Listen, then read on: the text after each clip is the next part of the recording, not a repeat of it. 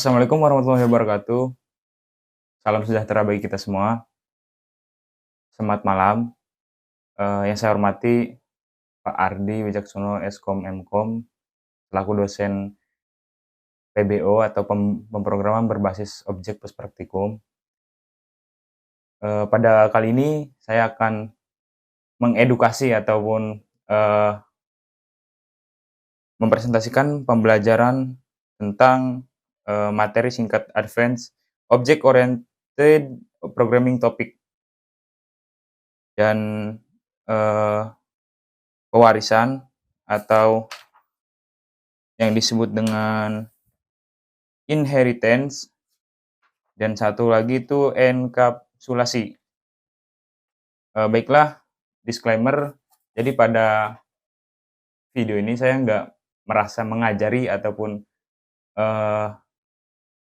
mengajari teman-teman ya intinya. Jadi saya di sini mengedukasi ataupun kita belajar bareng. Karena saya membuat video ini hanya untuk memenuhi tugas mata kuliah pemrograman PBO. Mata kuliah mata kuliah UTS.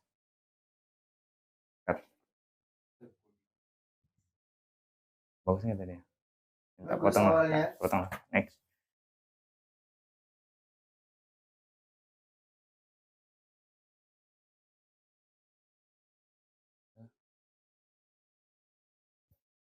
Oke, teman-teman yang menyaksikan, mungkin langsung saja kita ke materi yang pertama, yaitu ada materi singkat Advanced Object Oriented Programming Topic.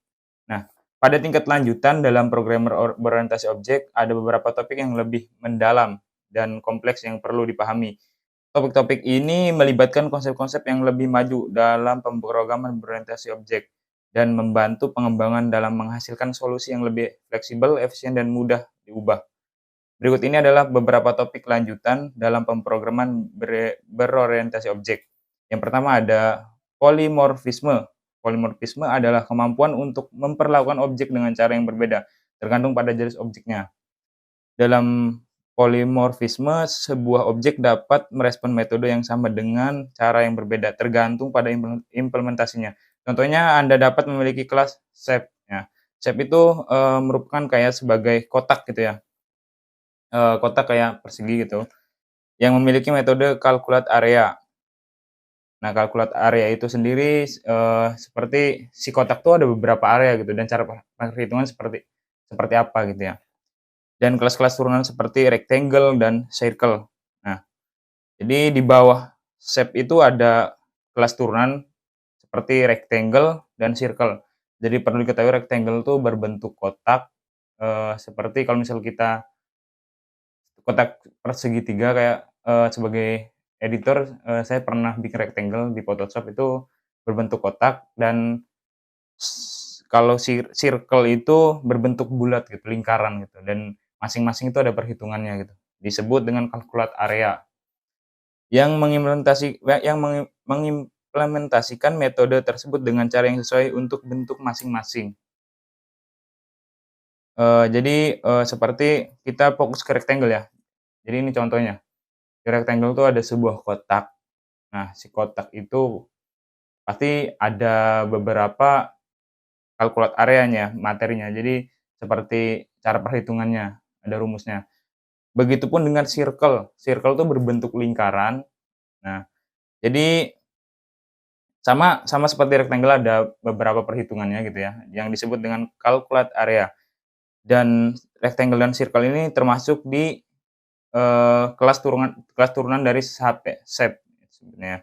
Jadi rectangle dan circle ini merupakan subkelas ya, sebutnya subkelas, dan shape ini sebutnya superclass. Jadi induk dari kedua ini. Nah, mungkin itu ya dari polimorfisme. Selanjutnya yang kedua itu ada kelas.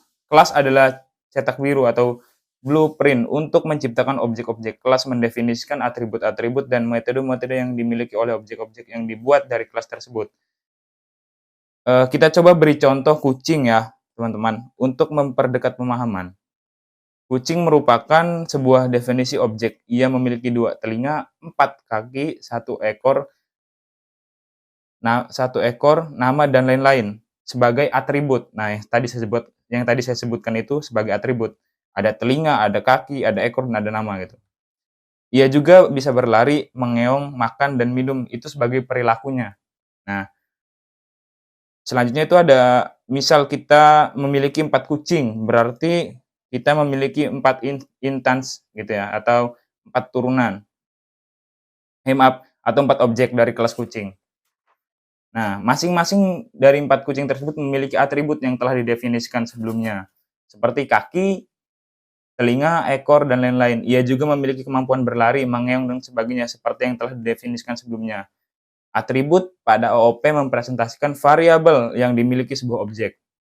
Sebagai contoh, kita memiliki 3 ekor kucing. Masing-masing kucing memiliki warna dan usianya sendiri.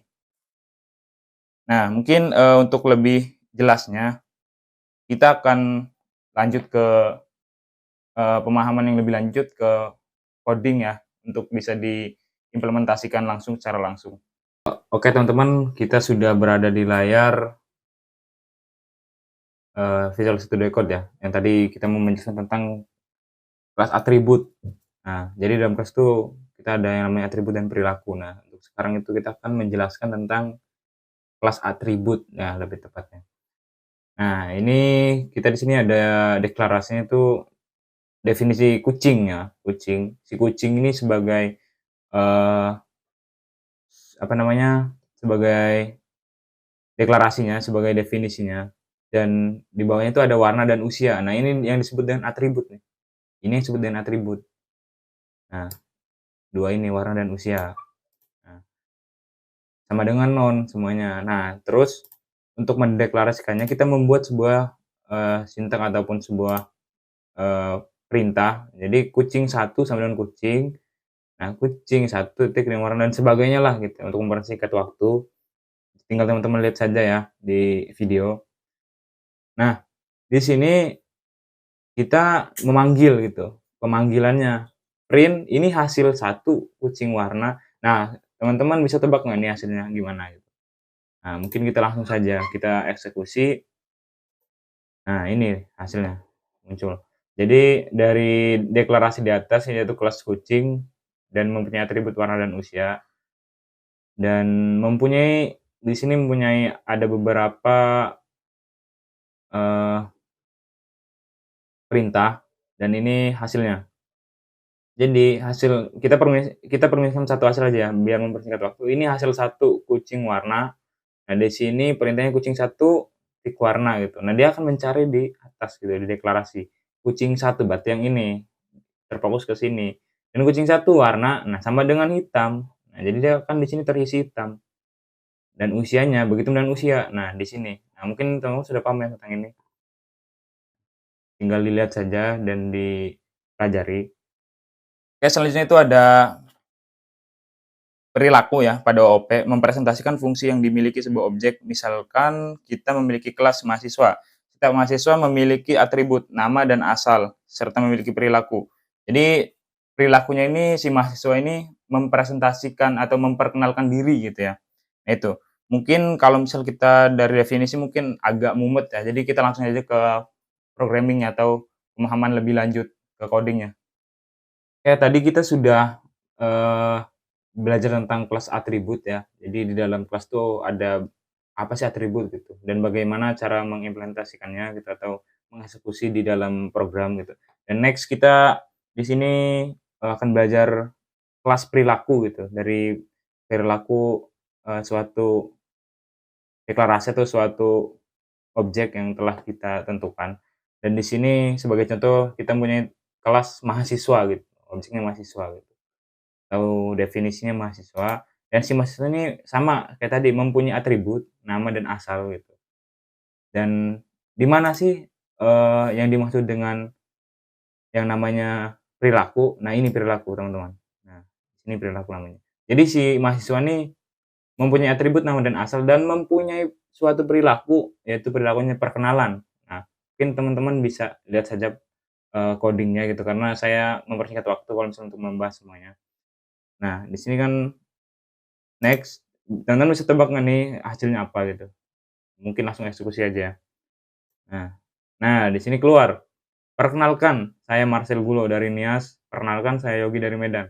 Nah, kenapa seperti ini? Jadi ini kan perilakunya si mahasiswa, karena kita menambahkan suatu perintah, perintah yang di mana dev perkenalan dalam kurung self gitu. Jadi ini, suatu perintah atau suatu sintak untuk memperkenalkan gitu, atau, mengeksekusi suatu program. Nah, ini hasilnya. Mungkin bisa teman-teman lihat dan teman-teman pahami saja programnya ya. Oke, next yang ketiga itu ada objek. Objek adalah instan atau kejadian atau objek nyata, konkret dari sebuah kelas. Objek memiliki atribut-atribut yang mewakili data dan metode-metode yang dapat dijalankan untuk melakukan operasi pada data tersebut. Nah, dari definisinya mungkin sudah cukup jelas ya, langsung saja kita mempraktikkan ke programnya. Oke, tadi kita sudah membahas tentang atribut dan perilaku ya teman-teman di dalam kelas, dan ini kita selanjutnya itu akan membahas tentang objek. Nah, yang tadi didefinisikan tadi juga sudah disampaikan, dan ini saya akan, eee, apa, lebih menggambarkan gitu untuk pemahaman lebih lanjut dalam pemrogramannya. Nah, di sini yaitu ada, kelas kelinci sebagai definisi. Nah, ini suatu objek ya.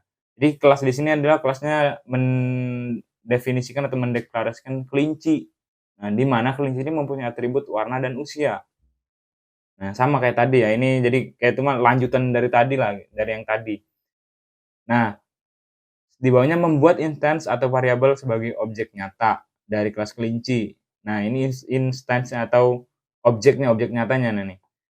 Jadi ada 3 objek, di sini ada kelinci 1, kelinci 2, dan kelinci 3. Tinggal teman-teman lihat saja dan dipahami. Dan selanjutnya itu ada menampilkan masing-masing atribut dari setiap instance gitu ya. Nah, di sini perintahnya. Jadi ini hasilnya karena, saya tidak masukkan di Visual Studio Code karena programnya hilang, mohon maaf kalau misal saya buat awal mungkin waktu lama ya. Jadi saya seperti ini aja. Nah, ini hasilnya. Nah, hasilnya ini. Jadi ini hasil satu kelinci warna hitam dan usianya 3 tahun, ini hasil 2 kelinci bla bla bla dan sebagainya, sampai terakhir 1 tahun. Nah, ini dari sini programnya, teman-teman. Tinggal tinggal tinggal teman-teman pahami aja videonya, yang menyaksikan. Ya mungkin itu tentang kelas dan objek ya, ataupun tentang, suatu OOP tingkat lanjut gitu. Sampai sini saja. Nanti kita akan di poin kedua selanjutnya. Oke, tadi kita sudah menjelaskan tentang materi satu tentang, Advanced Object Oriented Programming Topic. Jadi tentang topik, eee, web lanjut ya, pemrograman objek web lanjut. Nah, jadi tadi mungkin udah ada gambarnya teman-teman ya. Jadi di dalam itu ada apa saja gitu di dalamnya. Mungkin ada kayak pengenalan objek polimorfisme, terus ada kelas gitu. Apa yang dimaksud dengan kelas dan cara mengimplementasikannya seperti apa. Dan juga ada yang namanya objek gitu. Nah itu, mungkin teman-teman juga sudah cukup paham ya dari penjelasan tadi. Jadi sekarang next itu di poin kedua yaitu ada inheritance atau pewarisan. Nah, pewarisan adalah konsep di mana sebuah kelas dapat mewarisi sifat dan perilaku dari kelas lain. Dengan menggunakan pewarisan, kita dapat membuat hierarki kelas di mana kelas yang lebih khusus mewarisi sifat dan perilaku dari kelas yang lebih umum. Pewarisan membantu dalam menghindari duplikasi kode dan memungkinkan pengguna ulang yang efisien. Nah, jadi bagaimana konsep pewarisan bekerja? Konsep pewarisan adalah konsep di mana sebuah kelas atau objek mewarisi sifat dan perilaku kepada kelas lainnya. Kelas yang menjadi pemberi waris dinamakan kelas induk atau superkelas ya, atau kelas basis. Sedangkan kelas yang menjadi ahli waris dinamakan sebagai kelas turunan atau yang disebut dengan subkelas. Jadi di bawahnya kelas turunan itu di bawahnya kelas induk. Jadi di bawahnya kelas induk, jadi subkelas tuh, merupakan turunan, ahli waris lah gitu, dari si pewaris, yang mempunyai waris. Nah itu mungkin, secara ringkasnya gini, si pewaris ya, pewaris nih disebut disebut dengan, superkelas. Nah, si pewaris ini mempunyai anak turunan gitu, yang di mana itu dinamakan dengan ahli waris, yang diwarisi oleh yang dari atas, yang disebut dengan subkelas gitu. Nah, mungkin seperti itu lebih singkatnya ya. Untuk mempermudah pemahaman, nah Mari kita coba contoh kasus sederhana yang akan kita selesaikan dengan konsep pewarisan. Kita akan membuat 3 buah objek. Ya, ingat teman-teman, 3 buah objek yaitu orang, pelajar, dan pekerja. Orang, pelajar, dan pekerja. Nah, masing-masing dari 3 objek tersebut memiliki beberapa sifat dan perilaku yang sama. Misalkan nama, asal, dan kemampuan memperkenalkan diri. Tetapi sebagian objek tetap memiliki ciri khasnya masing-masing. Misalkan objek pelajar memiliki atribut sekolah, objek pekerja memiliki atribut tempat kerja.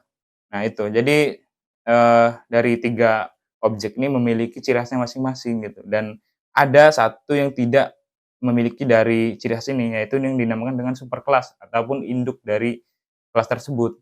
Nah, jadi dia itu ahli waris, yaitu orang ya. Untuk, lebih memperjelas lagi, langsung saja kita mempraktikkan pemrogramannya, di Visual Studio Code.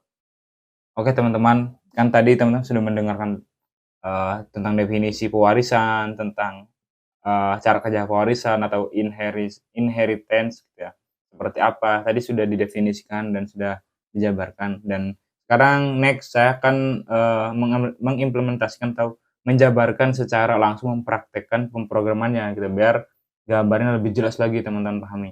Nah di sini, ada suatu kelas. Nah ini ingat teman-teman, ini tentang pewarisan ya. Di sini ada kelas hewan, kelasnya hewan, dan hewan ini sebagai kelas induk atau superkelas gitu. Dan si hewan ini mempunyai atribut nama dan suara gitu. Nah, bisa teman-teman lihat. Jadi sama kayak yang tadi, ini merupakan materi lanjutan tadi, jadi ini lebih berlanjut ke sananya gitu. Nah, ini sama ada atributnya itu nama dan suara gitu. Dan next, di sini ada kelas turunan yang disebut dengan subkelas. Kelas turunan ini merupakan turunan dari kelas induk yaitu hewan. Dan kelas turunan ini di dalamnya ada kelas kucing dalam kurung hewan. Dan kucing juga mempunyai atribut nama dan suara gitu. Nah, mungkin cara deklarasinya berbeda dengan yang di atas karena ya memang, di antara kedua ini memang berbeda gitu. Ini sebagai induknya dan ini sebagai turunannya. Ibarat ini sebagai ibunya dan ini sebagai anaknya. Nah, next ada kelas turunan lagi, yaitu kelas turunan, definisinya anjing gitu, dari kucing dan anjing. Nah, ini merupakan turunan dari kelas induk, yaitu hewan. Nah, sama seperti kucing, cuman perbedaannya itu di definisi perintah definisi suara gitu, karena ya memang berbeda gitu. Ini yang kita akan bedakan gitu. Nah, next yaitu penggunaan pewarisan. Nah, kucing sama dengan kucing dalam kurung Mimi, kucing, titik suara, buka kurung, tutup kurung, dan seperti di bawahnya juga anjing, sama sama seperti dengan kucing ya. Nah, mungkin kita langsung saja untuk mengeksekusinya. Nah, Mimi meong, Bobby guguk. Nah, kenapa seperti ini? Karena, saya membuat sebuah program ini untuk mendefinisikan yang namanya itu inheritance atau pewarisan gitu. Jadi di sini ada induknya itu hewan, dan si hewan ini sebagai ahli waris gitu, yang akan memberikan pewarisan. Dan di bawahnya itu ada kelas turunan yang di situ ada kucing dan anjing. Nah, kucing dan anjing ini sebagai, pewaris gitu, yang disebut dengan subkelas, suatu turunan dari kelas induk. Nah, jadi dari si hewan tuh memberikan sesuatu warisan gitu kepada kucing dan anjing, dan di sini mereka berdua pasti ada ciri khas yang berbeda, yaitu ciri khasnya suara. Si kucing bersuara dengan meong dan si anjing bersuara dengan guguk. Nah, seperti itu ya, lebih jelasin. Dan si kucing mempunyai nama Mimi dan si anjing mempunyai nama Bobby. Mungkin itu ya. Mungkin teman-teman bisa dipahami dari program ini, oke. Oke, tadi teman-teman sudah mendengarkan ya tentang, inheritance atau pewarisan. Jadi, apa cara mengimplementasikan pewarisan itu seperti apa dan bagaimana, itu sudah dijelaskan di tadi ya. Jadi mungkin teman-teman, eee, sudah cukup memahami. Jadi kita next ke poin yang ketiga. Nah itu ada enkapsulasi. Enkapsulasi adalah konsep untuk menyembunyikan detail implementasi internal suatu objek dan hanya mengungkapkan antarmuka publik yang dapat digunakan oleh pengguna lain. Hal ini membantu dalam mencapai pemisah antara bagian yang dapat diakses secara publik dan bagian yang bersifat pribadi atau terlindung, atau disebut dengan, privasi ya. Enkapsulasi apakah sama dengan akses modifier? Nah ini, enkapsulasi dan akses modifier adalah dua konsep terkait dalam pemrograman berorientasi objek atau OOP. Namun mereka memiliki perbedaan yang signifikan. Enkapsulasi adalah konsep yang berkaitan dengan penyembunyian detail implementasi internal suatu objek dan hanya mengungkapkan antarmuka publik yang dapat digunakan oleh pengguna lain. Dalam enkapsulasi, kita menggunakan mekanisme seperti atribut dan metode yang memiliki tingkat akses level sebutnya ya, untuk mengatur aksesibilitas dari bagian-bagian objek tersebut. Tujuan enkapsulasi adalah untuk mencapai pemisahan antara bagian yang dapat diakses secara publik dan bagian yang bersifat pribadi atau terlindungi dalam kurung privat ya, sehingga kita dapat mengontrol bagaimana objek tersebut dapat diakses dan dimanipulasi. Nah, akses modifier atau modifikasi akses adalah mekanisme yang digunakan dalam bahasa pemrograman untuk mengatur tingkat aksesibilitas dari atribut dan metode dalam sebuah kelas. Akses modifier menentukan apakah atribut atau metode tersebut dapat diakses dari luar kelas oleh kelas-kelas turunan atau hanya dapat diakses di dalam kelas itu sendiri. Contoh akses modifier yang umum digunakan adalah public, private, dan protected. Nah, public itu kan yang bersifat umum ya. Jadi bisa digunakan oleh pengguna lain dan bisa dilihat oleh pengguna lain. Dan privat tuh bersifat pribadi atau tidak bisa dieksekusi, hanya bisa dilihat oleh, seorang eksekusi gitu, seorang eksekutor gitu. Dan protected tuh, suatu ini yang bersifat terlindungi lah gitu. Nah, jadi enkapsulasi dan akses modifier terkait karena akses modifier digunakan dalam implementasi enkapsulasi, tetapi secara langsung mereka bukanlah hal yang sama. Enkapsulasi adalah konsep yang lebih luas, yang melibatkan penyembunyian detail implementasi dan pemisah serta bagian publik dan pribadi. Sedangkan akses modifier adalah mekanisme yang digunakan untuk mengatur tingkat aksesibilitas dalam implementasi enkapsulasi. Nah, jadi mungkin, dari tadi dengerin definisi lain sebagainya mungkin agak mumet ya. Jadi kita langsung aja ke mempraktikannya, itu melalui programnya. Jadi langsung saja kita langsung ke Visual Studio Code. Oke, teman-teman tadi, saya juga sudah menjelaskan tentang, konsep enkapsulasi atau, eee, konsep enkapsulasi, perbedaan enkapsulasi dengan, eee, kat terbanyak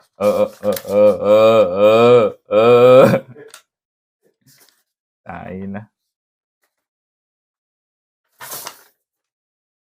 Oke teman-teman, tadi saya sudah menjelaskan tentang konsep enkapsulasi, pengertian dan definisinya gitu ya. Dan perbedaan enkapsulasi dengan akses modifier yang tadi saya jelaskan. Dan sekarang saya berada di Visual Studio Code yang akan, mengimplementasikan suatu metode enkapsulasi gitu. Seperti apa sih gitu cara kerjanya enkapsulasi.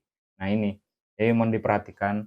Nah, di sini, ada kelas mobil ya. Kelas mobil ini suatu kelas atau mendefinisikan mobil. Nah, si mobil ini mempunyai suatu atribut. Atributnya itu merek dan model. Nah, tapi di antara kedua atribut ini ada perbedaan. Merek ini sebagai variabel terlindung atau protected dan model ini sebagai variabel pribadi atau privat. Nah, kenapa seperti itu? Nah, karena ini kita sedang menjelaskan enkapsulasi, yaitu di mana enkapsulasi itu akan, mempresentasikan tentang perbedaan antara di mana itu, variabel yang bersifat publik dan di mana variabel yang bersifat privat. Begitupun dengan di mana sesuatu sintak yang bisa diakses oleh atau suatu hasil yang bisa diakses oleh pengguna lain dan di mana sesuatu, hasil yang tidak dapat diakses oleh pengguna lain, yaitu privat. Nah ini, di sini akan dijelaskan. Nah di sini sudah ada penjelasannya ya. Di sini atribut merek nih, ini nih protected dan ini bisa dilihat oleh pengguna lain juga, terlindungi merek dan ini model ini privat. Nah apa perbedaannya? Perbedaannya itu ada di sini. Kita menggunakan underscore 2 kali. Ini nanti menjadikan suatu program tuh bersifat privat ya, variabelnya. Nah, next, di sini ada apa namanya, perintah-perintahnya, mungkin bisa teman-teman pahami, karena saya juga mempersingkat waktu ya, perlu perlu mengingat. dan next di sini ada mobil sampai mobil. Nah, ini pendeklarasiannya. Nah, mobil Toyota dan Camry dan sebagainya. Nah, ini jadi jika kita print nih akan keluar mungkin kita langsung print saja biar teman-teman juga langsung, memahami. Nah, di sini. Nah, biar saya jelaskan dulu ya, teman-teman. Nah, di sini hasilnya Toyota, Camry, Honda, Accord, dan Honda. Nah, kenapa seperti ini? Ya, di sini ada suatu perintah print mobil dapat merek gitu ya. Nah, mereknya ini hasilnya Toyota, Camry masih betul. Nah, terus di sini ada juga perintah atur merek. Nah, di sini merek sudah diatur dan ini hasilnya print dapatkan merek. Nah, Honda, Accord. Nah, di sini juga ada. Nah, ini mencoba mengakses variabel terlindungi, protected. Nah, ini variabel terlindungi yang tadi sudah dideklarasikan di atas. Print mobil titik underscore merek. Nah, outputnya itu Honda dan betul di sini juga Honda ya, teman-teman ya. Honda. Nah, di bawahnya itu mencoba mengakses variabel pribadi dalam kurung privat. Ini akan menghasilkan error karena variabel privat tidak dapat diakses langsung. Nah, ini yang sudah saya jelaskan di awal juga. Jadi variabel privat tuh tandanya tuh dia mempunyai underscore 2 kali seperti yang di atas. Nah, jadi dia tuh perbedaan privat dan public itu sangat jelas perbedaannya. Jadi kalau jika public itu suatu sintak atau suatu variabel yang bisa diakses oleh orang lain atau pengguna lain. Kalau privat tuh suatu hasil ataupun sintak yang tidak bisa atau variabel yang tidak bisa diakses oleh orang lain. Jadi hanya sebagai pembuat saja yang bisa melihat gitu. Karena ini bersifat rahasia privat. Nah, itu. Kalau tidak percaya, saya langsung praktekkan teman-teman. Nah, ini saya hapus command line-nya. Nah, kita lanjut di sini eksekusi. Pasti error. Nah, karena ini bersifat privat teman-teman. Oke. Mungkin bisa dipahami ya teman-teman ya. Mungkin dilihat lagi pemrogramannya. Kalau misalnya kelewat dijeda dulu dan ya dipahami lagi. Dan ini pendeklarasian dan ini hasilnya. Ya mungkin, cukup sekian teman-teman, presentasi dari saya. Mungkin, mohon maaf jikalau ada salah kata ataupun salah pembawaan materi, yang mohon dimaafkan karena mengingat di awal juga saya sudah menyampaikan bahwa di sini saya bukan mengajari, jadi lebih tepatnya saya mengedukasi dan, apa namanya, meminta belajar langsung lah gitu, sharing gitu. Dan kenapa saya membuat video ini, hanya untuk memenuhi tugas UTS mata kuliah PBO gitu ya, pemrograman berbasis objek. Nah itu. Mungkin cukup sekian, terima kasih. Wassalamualaikum warahmatullahi wabarakatuh.